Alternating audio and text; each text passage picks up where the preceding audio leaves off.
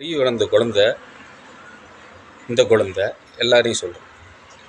அது குழந்தையா அறிவு ஒரு சின்ன குழந்தையா இருக்கிறப்ப அது சந்தோஷமாக இருந்துச்சா, இப்போ சந்தோஷமாக இருக்கா?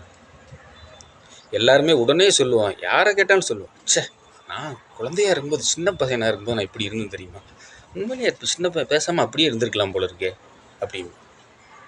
உண்மைதான், அது கண்டிப்பாக உண்மை, எல்லாருமே ஏற்றுக்கும்.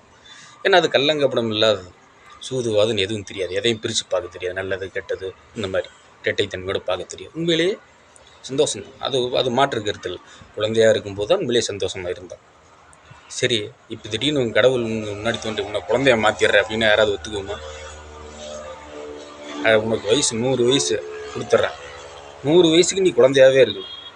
எத்தனையோ ஒரு வயசுக்கு ஒரு 5 வயசு ஏதோ அந்த குழந்தைக்கு அது எத்தனை வயசு வேணாலும் வச்சுக்கலாம். ஒரு அந்த வெகுளித்தன்மையோடு இருக்கிற ஒரு குழந்தை 100 வருஷம் இப்படியே குழந்தையாக இருக்கு, அந்த வரத்தை உனக்கு தர்றேன் அப்படின்னு நம்ம ஏற்றுக்குவோமா? அது இப்படி.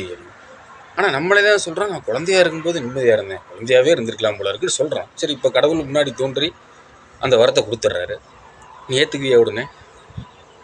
அது ஏன்னா இப்போ கற்றுக்கிட்டு இருந்த அறிவு இந்த இதெல்லாம் இழக்கிறதுக்கு உனக்கு மனசு வராது. வெளியில் நீ சொன்னாலும் நான் குழந்தை வாழ்க்கை தான் சந்தோஷம் நீ சொன்னாலும் இப்போ இதெல்லாம் இழக்கிறதுக்கு உனக்கு மனசு வரல இல்லையா? ஆனால் உண்மை தான், இப்போ விட குழந்தையாக இருக்கும்போது சந்தோஷமாக இருந்தோம்ன்றது 100க்கு 100.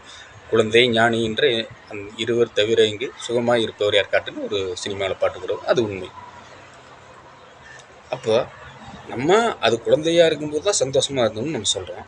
ஆனால் சரி, இப்போ நீ குழந்தை ஆக்கிறன்னு ஒரு கடவுள் உனக்கு ஒரு வரத்தை கொடுக்குறாருன்னு வச்சுக்க, நீ 100 வருஷம் நீ குழந்தையாகவே இருக்கணும், அப்படி ஒரு வரத்தை நான் அருள்றதுக்கு உனக்கு தயார் அப்படிங்கிறனா யாராவது ஏற்றுக்குமா?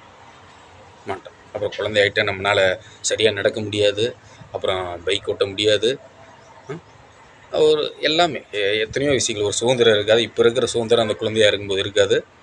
பல விஷயங்கள் இருக்குது, எதை இழக்கிறதுக்கு மனசு வரல. ரைட்டு, சரி, அப்போ இந்த அறிவு வளர்ச்சியை வச்சுக்கிட்டு நீ ஏன் சந்தோஷமா இல்லை? இதெல்லாம் இழக்கிறதுக்கு உனக்கு விருப்பம் இல்லை, ஆனால் இதை வச்சுக்கிட்டாவது நீ சந்தோஷமாக இருக்கியானா அதுவும் இல்லை. எவ்வளோ ஒரு முரண்.